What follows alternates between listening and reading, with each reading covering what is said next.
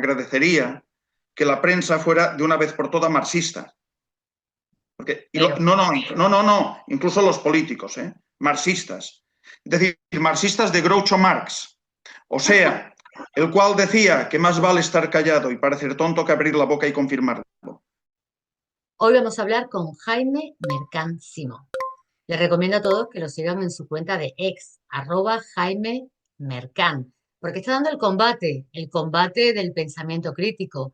Él, además de profesor y sacerdote, es un destacado académico, miembro de la Sociedad Internacional Tomás de Aquino, doctor en estudios tomísticos con premio extraordinario de doctorado, doctor en Derecho y Ciencias Sociales, en la especialidad de Filosofía Jurídica.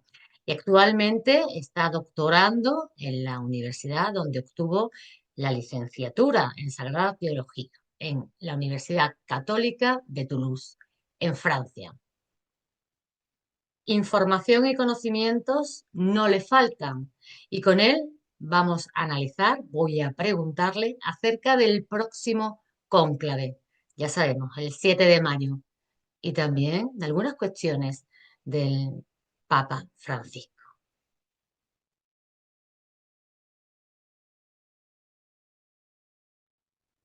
Padre Mercán, qué alegría tenerle aquí en este espacio porque me han surgido muchísimas dudas cuando me acerco a la prensa y leo lo que se está publicando acerca del cónclave, de la elección del Papa, del funeral del Papa Francisco. Así que vamos a empezar por lo básico. ¿Qué es un cónclave? En la Iglesia Católica, ¿qué es un cónclave? Bueno, antes de nada conviene clarificarlo primero. Es decir, si uno quiere informarse sobre el cónclave y la elección del Papa, conviene no mirar mucho la prensa, ¿no? Porque van como pollos sin cabeza, van por el mundo como pollos sin cabeza. Es lo primero de todo. Y además, yo agradecería que la prensa fuera de una vez por todas marxista. Pero, No, incluso los políticos, marxistas. Es decir, marxistas de Groucho Marx. O sea, el cual decía que más vale estar callado y parecer tonto que abrir la boca y confirmarlo. ¿De acuerdo? A partir de aquí ganaríamos todos. Bueno, totalmente. dicho esto, para romper un poco el hielo, el cónclave no es lo que nos pintan. Primero, no es un show, aunque nos lo pintan como un show. No es una cuestión política, aunque sí que hay intentos de injerencia política, ¿de acuerdo? Sino que es un momento esencial en la vida de la Iglesia. Actualmente. ¿Para qué sirve? Para elegir al sumo pontífice, al Papa, es decir, al vicario de Cristo en la tierra.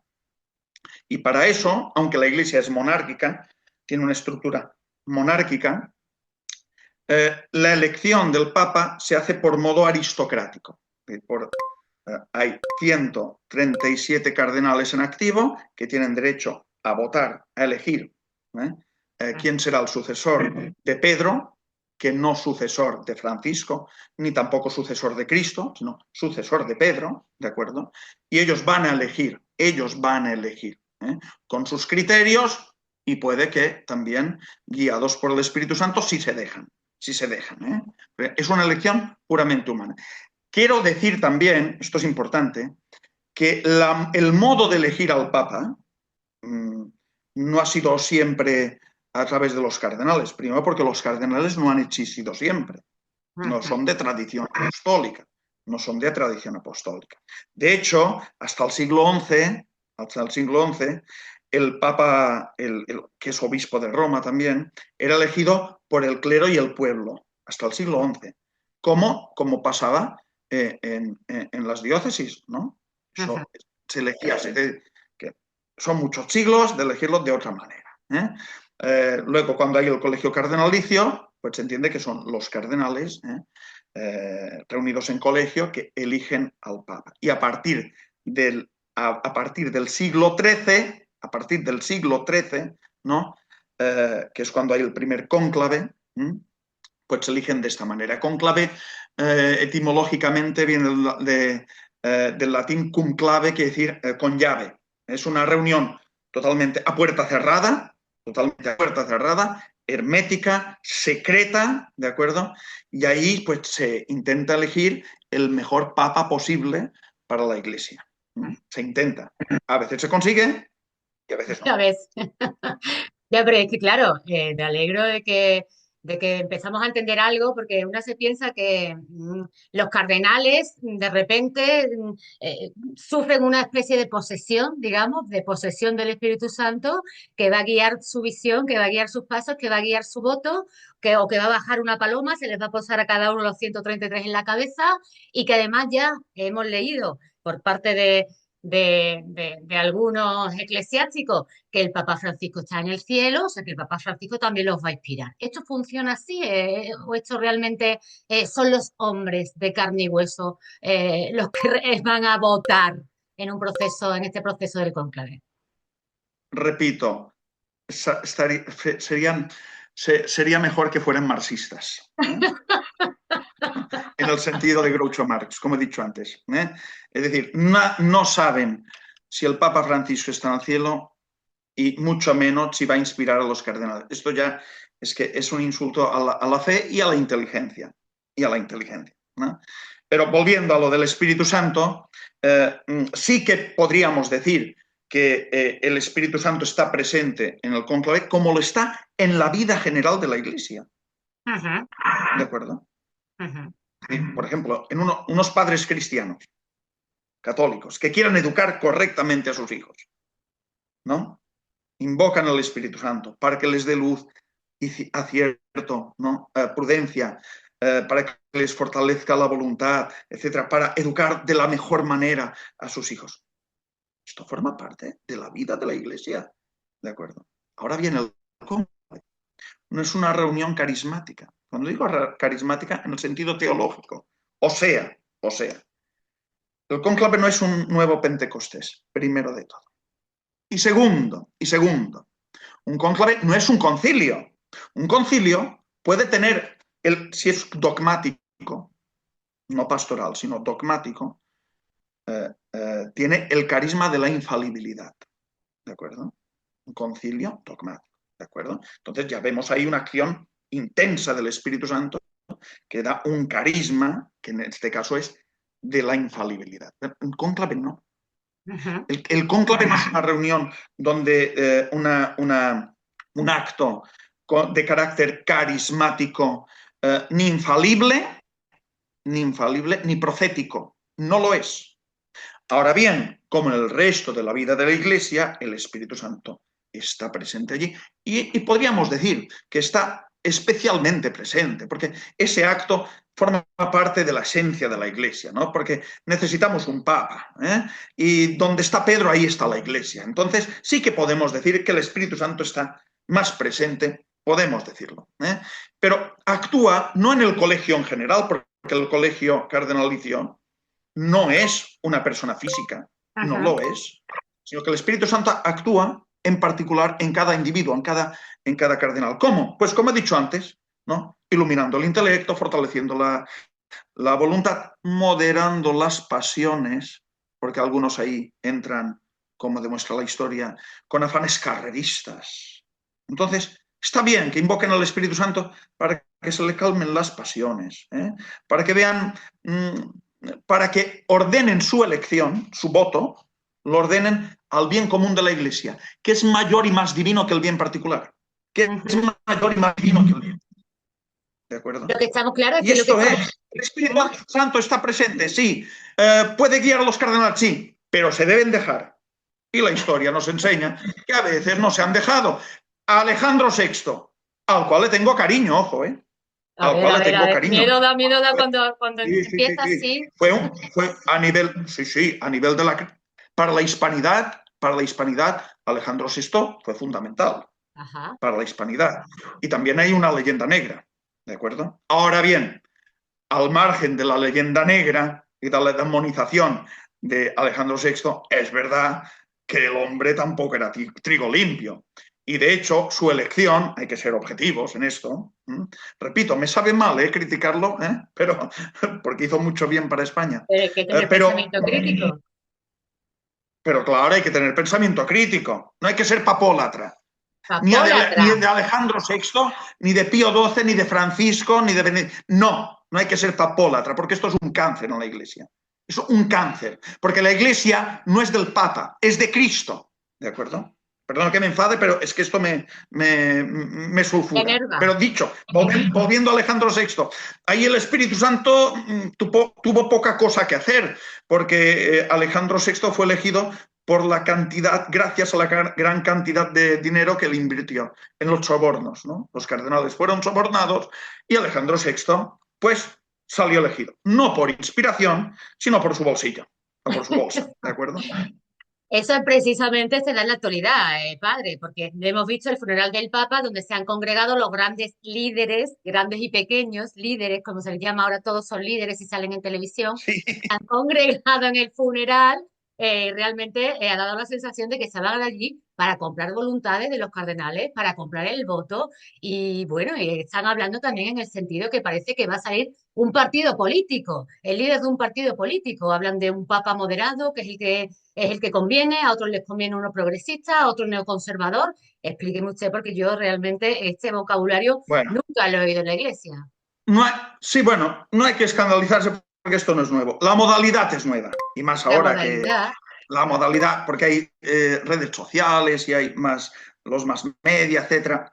Pero en realidad siempre, siempre, siempre el poder secular ha querido influir en la elección del Papa. De hecho, las grandes potencias antiguamente tenían derecho a veto, ¿no?, de algún cardenal. Es decir, ojo, es decir, esto forma parte de la historia de la Iglesia también. Ahora, depende de la Iglesia, ¿no?, de su madurez, de su carácter, ¿de acuerdo? No ceder ni un milímetro, no ceder, o al menos ceder lo intentar. menos posible externas, ¿de acuerdo? Pero eso no ha cambiado, ¿eh? Eso no Eso ha no ha cambiado. cambiado. La Eso, modalidad sí, pero... eso no ha cambiado. Pero yo a usted le veo un hombre realmente de fe, un hombre de Cristo, no de papa. Usted ha hablado de papólatras, a geografías que estamos ya leyendo en la prensa del Papa Francisco. Y en uno de sus últimos tweets dice lo siguiente: quiera Dios que los señores cardenales elijan en el conclave a un papa que no solo ponga orden interno, sino que sea profundamente detestado por el mundo. Esto es escandaloso, padre. Esto, explíqueme usted, un papa que sea profundamente detestado por el mundo. ¿Usted qué quiere? ¿Que le Sí, expulsen de la iglesia o qué es lo que no, quiere? no, no, ¿Qué es lo no, que... hombre, si me expulsan de la iglesia por atacar al mundo y defender a Cristo, bueno, apaga y vámonos, apaga Hombre, y vámonos, ¿de apaga ya. acuerdo? No, no, lo sostengo. De hecho, creo que me he quedado corto, es así. El Papa debe ser detestado por el mundo, sí, como la iglesia. Un buen termómetro para saber ¿eh? Si la Iglesia está a la altura de las circunstancias es saber cómo habla de ti el mundo. Nosotros no podemos buscar la ovación o el aplauso del mundo. Sobre todo este mundo, porque claro, si estuviéramos en una cristiandad, ¿de acuerdo? En una cristiandad, donde los poderes seculares se subordinan al poder espiritual, hombre, eso ya es otro asunto, ¿eh? Hay matices, pero vamos, estamos hablando de poderes que están favoreciendo acciones contranaturales, el aborto, la injusticia social, el secularismo, el laicismo. Cuando estos La, señores, la de izquierda, eutanasia. de derecha, los masones, perdón, dígame. Perdón que le he interrumpido porque se está cortando hoy, no sé qué pasa. La eutanasia, la Sí, eutanasia. sí, sí. Es decir, todo eso es una impostura total por parte de los medios de comunicación, de los... Ahora mismo, alrededor, a propósito de la muerte del Papa Francisco, esto se ha visto muy claro. Es decir, valoran todos estos poderes que van en contra de la ley natural, cuyo autor es Dios. Entonces, yendo en contra de la ley natural, estás yendo en contra de Dios. Debe quedar claro esto. Van en contra. Pero luego muere un papa y 3 días de luto nacional, por ejemplo. O todo el mundo, las mayores alabanzas que escuché desde gente atea, de gente anticlerical, de gente que detesta la iglesia, etcétera, pero vamos a ver. Bueno, y nos dicen, todos estos, que son hostiles al mensaje de Cristo y a la iglesia, pues cómo debemos nosotros elegir, cómo debe ser el próximo papa y hacia dónde debe ir la iglesia. Nosotros no podemos ceder ante esto, y mucho menos los cardenales a la hora de elegir, ¿de acuerdo? No podemos ceder ni un milímetro. Por consiguiente, y acabo, cuando el mundo habla bien de la iglesia, es que la iglesia está haciendo algo mal. Eso es lo que quiero decir. Lo he hecho con esa hipérbole, ¿de acuerdo? Provocativa, porque me gusta provocar, ¿de acuerdo? Porque yo estoy en Twitter, hace pocos meses que estoy. Yo estoy para molestar. Nada más. Porque el cristiano va a molestar. Cristo molestó profundamente y por eso lo mataron. Y por eso lo mataron, ¿eh? Por eso lo mataron. Por eso increpaba, porque insultaba. Cristo insultaba cuando tenía que insultar.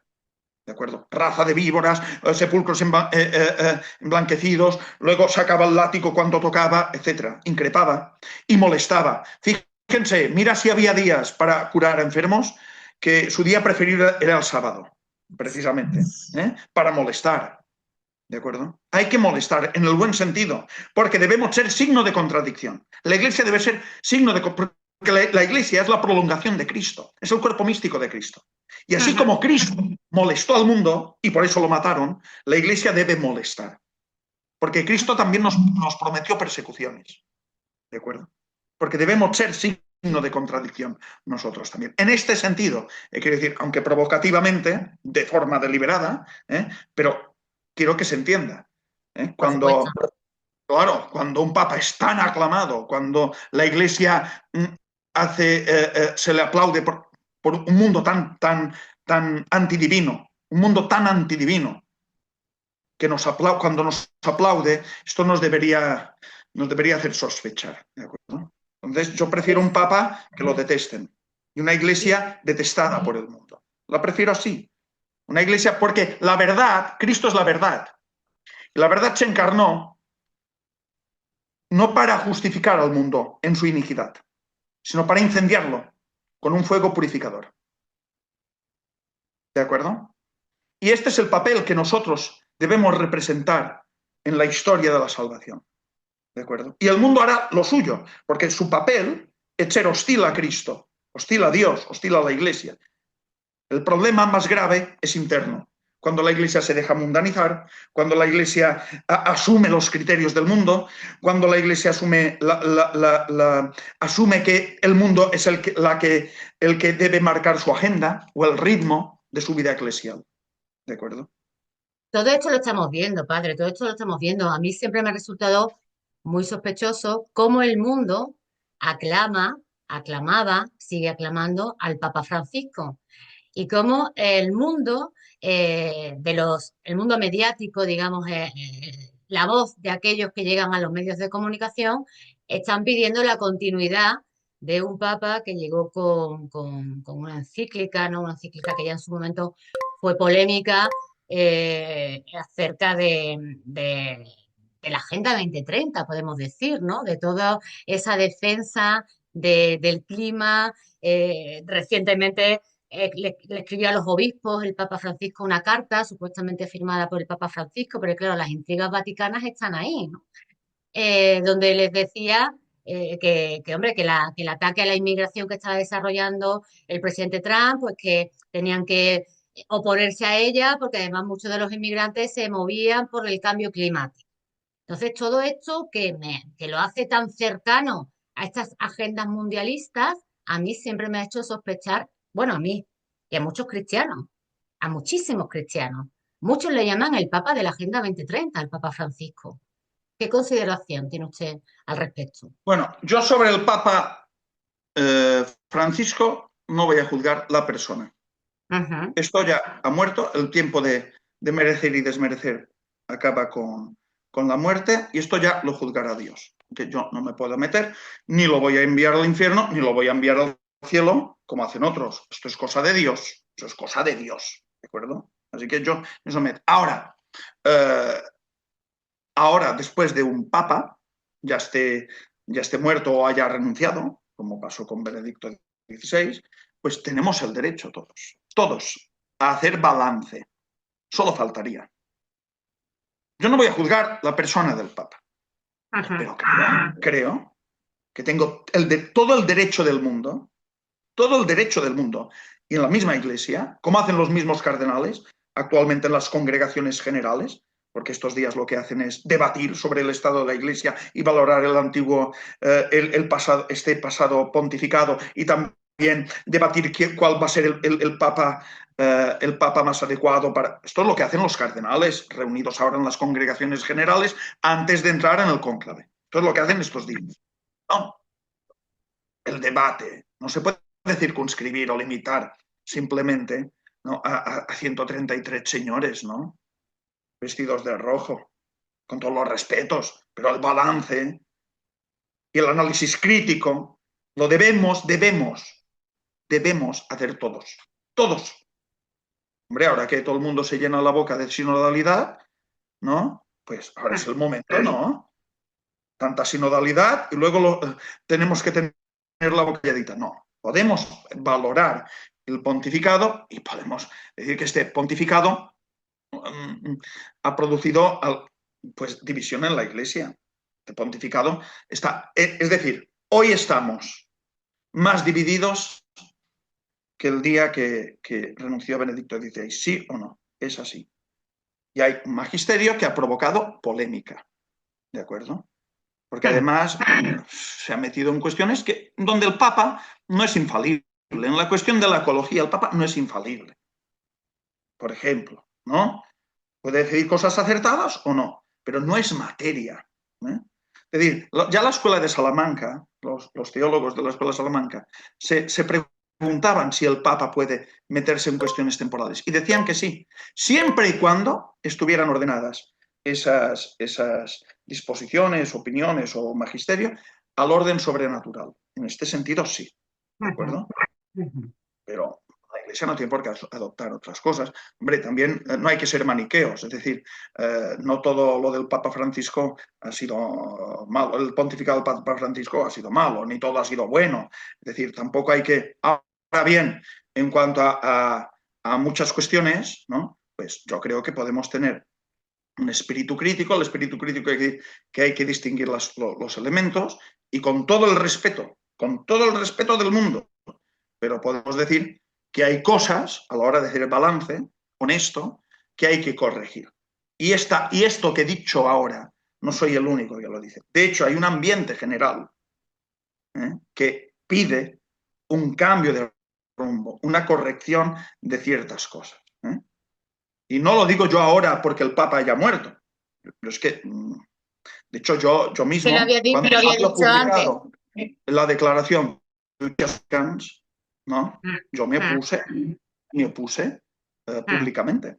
Yo, es decir, no es que ahora yo me sienta valiente porque el Papa ha muerto. No. Y con todo el respeto, porque se puede respetar a la persona, pero no tengo por qué respetar algunas ideas. Eso causó mucha división y escándalo en la Iglesia, y bueno, pues el próximo Papa tiene... De hecho hay inseguridad en eso, ¿eh? Podemos hablar de esto si quieren, pero hay inseguridad, es decir, por parte del ala más progresista. Prueba de ello es que el camino sinodal alemán, que es completamente herético y precismático, ha publicado un ritual de bendición de parejas homosexuales, etc. Es decir, ha esperado a la sede vacante. Esto es señal de que no todo está tan atado para esta gente. ¿De acuerdo? Hablaremos porque... Repito, con todo el respeto al Papa Francisco. Vamos a ver una cosa. Que Dios lo juzgue y ya está. Vamos a ver una cosa. La inteligencia humana es un don. La inteligencia humana es un don. Un don de Dios, además. Un don de Dios, y más visto desde desde el canon cristiano, la doctrina cristiana. Estamos obligados a utilizar la inteligencia, no a ser corderitos y borreguitos, a dejarnos guiar por un papa o por un sacerdote o por un obispo que se mete en cuestiones, como está diciendo, que no son de carácter sobrenatural, sino que son más bien relativas al mundo, a las políticas, a las ideologías. Entonces, ahí hay una gran confusión. Eso sí que ha provocado el pontificado del Papa Francisco, el magisterio, lo que ha intentado cambiar ha provocado una gran confusión y la confusión para los cristianos viene siempre del señor del rabo y los cuernos, ¿no? Esa metáfora. Vamos a ver porque seguimos con sus tweets. No necesitamos un papa que reciba la ovación del mundo, o sea, ni el aplauso de las izquierdas ni de las derechas, ni de los masones, ni de las otras religiones, ni los lobbies woke, ni de los medios de comunicación de masa, ni de los poderosos, ni de los oligarcas, ni de los ateos, ni de los ecologistas, ni de los indigenistas, ni de los pervertidos, ni de los pervertidores, ni de los anticlericales, ni de los promotores de la agenda negra. ¿Se ha dejado alguien detrás? Muchísima, pero claro, es un tuit y tampoco se trata de aburrir al personal. No, Pues le no, voy a decir una cosa. no podemos buscar el aplauso del mundo, ¿de acuerdo? Le voy a decir una cosa. ¿Sabes lo que dijo el mes pasado en una entrevista el exdirector del MI6, el británico John Sauer? El estado profundo es lo que nos mantiene estables. Quiere decir que obviamente es el estado profundo donde se mueven estas sobornos, donde se están moviendo ahora estos intentos de que salga el Papa, que a ellos les interesa, mientras le cuentan los cuentos a los cristianos de que es el Espíritu Santo quien lo va a elegir. Eso ya veremos, ¿eh? Porque ya digo, hay un ambiente de cambio, ¿eh? Es decir, yo hace un tiempo, hace unos meses o eso, no veía luz al final del túnel. Empiezo a verla. ¿Y qué señales está viendo? Nerviosismo. Sí, pues bueno, mira, por ejemplo, el benediccional que han publicado los alemanes. ¿Por qué lo han publicado ahora? Si todo está tan seguro, ¿por qué lo han publicado ahora en sede vacante? ¿De Rápido y acuerdo? corriendo. Luego hay un cardenal canadiense, que puede que haya hablado incluso más de la cuenta, que a la prensa ha dicho a la prensa, que, bueno, sí, en las congregaciones, ahora en las reuniones, se dicen cosas que suenan muy bonito, pero en el fondo, él es progresista, lo está criticando, pero en el fondo lo que se respira es un deseo de cambio de rumbo, por ejemplo. ¿Mm? Y luego hay movimientos también extraeclesiales e intraeclesiales para desprestigiar, por ejemplo, al cardenal Erdó o Sara, etc. Es decir, todo esto responde a un nerviosismo, a una inseguridad. ¿De acuerdo? Entonces, eso a mí me da esperanza. Debemos buscar también orden interno. Las dos cosas. No dejarnos guiar por el mundo, ¿de acuerdo? Por el espíritu del mundo, sino guiarnos por el Espíritu Santo, ¿de acuerdo? Y poner orden, ¿de acuerdo? Debe haber orden, porque ahora mismo hay mucha tensión en la iglesia. Hay que ser honestos. Hay que ser honestos. Usted ha publicado también un tuit haciendo alusión al cardenal Sarat, eh, que dice lo siguiente, ¿no? Lo que decía el cardenal. La Santa Sede tiene que asumir su papel. No podemos aceptar la propaganda ni los grupos de presión LGTB. El proceso es aún más inquietante dada su rapidez y su carácter reciente. ¿Por qué esta enloquecida voluntad de imponer la teoría de género? ¿Por qué? Sí, ¿Qué responde usted? esto ¿Qué es una responde? cita del cardenal Sara, y para mi gusto, pues el cardenal Sara, hombre, yo no soy cardenal. En todo caso, acabaré acardenalado. Eso sí.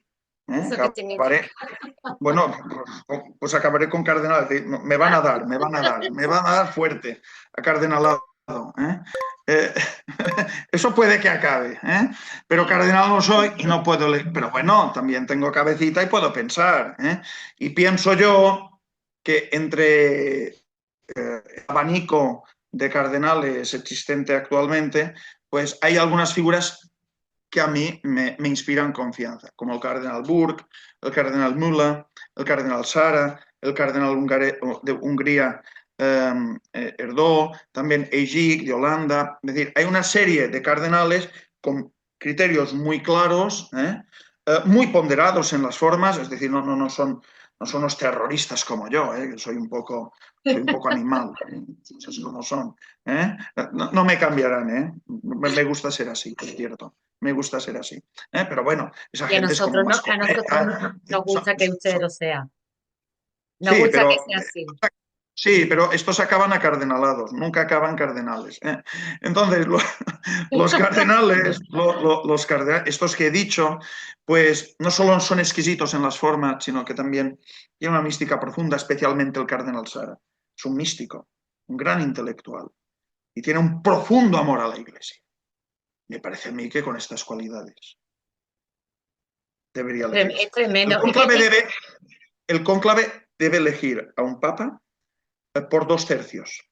Es decir, si se van a reunir 133 cardenales en cónclave, pues 89 deben votar aún. Esto garantiza que el elegido sea de consenso. Antes, esto es importante, antes de la reforma de Benedicto XVI, pues después de unas sucesivas e interminables elecciones sin un candidato claro elegido, pues entonces se pasaba a elegir dos candidatos. Bueno, esto aún existe, pero luego se pasaba, la elección era por mayoría simple, ¿de acuerdo? Absoluta, ¿de acuerdo? Esto. Aquí se está viendo todo el tiempo, según la reforma, que aunque se llegue a este punto de que solo deban elegirse dos candidatos, porque para no eternizar el cónclave, incluso en ese momento se requieren 2/3 de los votos. De manera que si el ala más tradicional, no, de la Iglesia, ¿no? Que para mí es la mejor parte de la Iglesia, es el ala tradicional, la mejor parte, la más excelente, pues hace presión en el buen sentido de la palabra, ¿no? Puede salir ahí un buen candidato. Puede que no de lo suyo, pero puede su influencia y su sana presión y sus criterios pueden favorecer que con el próximo Papa pues podamos respirar, ¿no? Y pueda haber orden y se acaben las tensiones, etcétera, que se han Sí, generado en este pontificado. Ya digo, no juzgo la persona del Papa, pero es algo objetivo de que hay un mal ambiente. Hay un mal totalmente, ambiente. totalmente. Incluso el mundo participa de este mal ambiente. ¿De acuerdo? Claro, vamos todos como pollos sin cabeza, o cuando no hay un líder realmente, un líder fuerte, Claro, sino un líder que, que se casa con el mundo. Eso es lo que yo he visto y es mi opinión personal, ¿no? Se casa más con el mundo que con Dios. A este señor le hemos visto muy poco hablar de Dios y hablar del Espíritu. Y también hay un personaje yo ahí, eso ya digo, no juzgo la no soy yo, persona, soy yo. pero claro, no, digo porque pues no me van a cardenalar antes de hora. Totalmente, no, no Pero, lo he dicho yo. Que no, conste en pero acta que lo he dicho yo. exactamente, Cristina, Y si hay que que cardenalar a alguien, que sea usted primero, por favor, es usted por todo un favor. caballero. Es usted No, no, todo. las damas primero.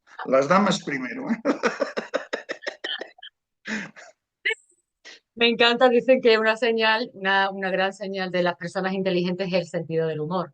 Así que me Sí, encanta no eso de todo el ir mundo opina lo mismo, pero bueno, sí, aprendiendo y divirtiéndome. sí. El Papa Francisco tenía un secretario de Estado que a mí me parece aún más intrigante, aún más sospechoso y aún más oscuro, que es el cardenal Parolin. El cardenal Parolin es el único cardenal, Parolín, sí, Parolin, como no lleva el acento, lo estoy leyendo en español, el cardenal claro. Parolin es el único cardenal que en toda la historia del Club Bilderberg ha asistido a sus reuniones. Ocurrió en Turín y dice, ¿no? Info Vaticana estuvo consultando a un oficial, ¿no? Y decía que después de meditarlo mucho, un oficial de la iglesia que permanece en el anonimato, después de meditarlo mucho había decidido ir para llevar la voz de la iglesia. Allí tienes una hora para hablar, todos esos líderes han pasado por la iglesia y resulta que nos va a tomar por tontos, nos va a tomar por tontos y nos va a decir que este cardenal ha ido allí al Club Bilderberg donde hablan de otros temas que no tienen nada que ver para llevar la voz de la Iglesia. Este señor además también ha sido muy polémico porque, a ver qué opina usted, que creo que ese tema lo ha estudiado. Eh, Están presumiendo mucho ahora en la prensa de que él consiguió un acuerdo con la Iglesia Católica en China, un acuerdo histórico, como lo venden, y exactamente este acuerdo en qué consiste, padre Mercant.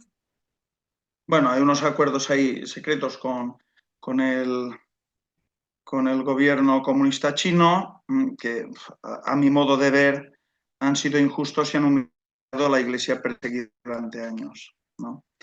Mm, Asimismo, es decir, al final parece que la Iglesia verdadera, no la del Partido Comunista, fiel al Partido Comunista, sino la verdadera, la perseguida, ahora debe someterse al gobierno comunista chino y aceptar la designación de obispos, ¿no? Es decir, el gobierno comunista designa quién va a ser, debe ser obispo y claro, ¿quién designa? Pues los más afines al partido. Bueno, esto es un desastre. Antes la diplomacia vaticana era más fina, ¿vale? Y se echa de menos una altura de miras y una visión sobrenatural, ¿de acuerdo? No sé. Yo creo que vivimos en una época de tiranía, ¿no? Tiranos que se ocultan detrás de las máscaras y obviamente la Iglesia es un escenario ideal para ocultar a la Iglesia Católica, no la Iglesia Católica, sino la jerarquía eclesiástica vaticana, el Estado Vaticano, la política, ¿no? La política que se hace ahí es un lugar fabuloso para ocultar todas estas conspiraciones que conocemos por la historia de la Iglesia. Y hay, usted que es tomista, usted que además tiene su tesis doctoral, que además pertenece al Instituto Tomista, él designaba a esa corrupción, a la corrupción política, a la corrupción del hombre, con la categoría de tiranos. Y él hablaba de un tiranicidio. Explíquenos brevemente cuál es este concepto de Bueno, San Pedro. no empleaba el término este, pero sí que hablaba, y bueno, sí, para acabar esta reunión, que veo que ya se ha acabado el tiempo, pues no está mal hablar de cómo hay que matar al tirano. La verdad es que no se puede acabar una reunión mejor. En realidad lo del tiranicidio está incluido dentro de lo que es el jus resistendi, el derecho a la resistencia. Todo pueblo, toda comunidad política, toda república o respública tiene el derecho a resistir las disposiciones o leyes injustas del tirano, de la autoridad, cuando éste se convierte en tirano. Es decir, cuando no mira por el bien común de la comunidad, sino por el bien particular y, sobre todo cuando hace disposiciones y leyes que van en contra del derecho natural y del divino. ¿De acuerdo?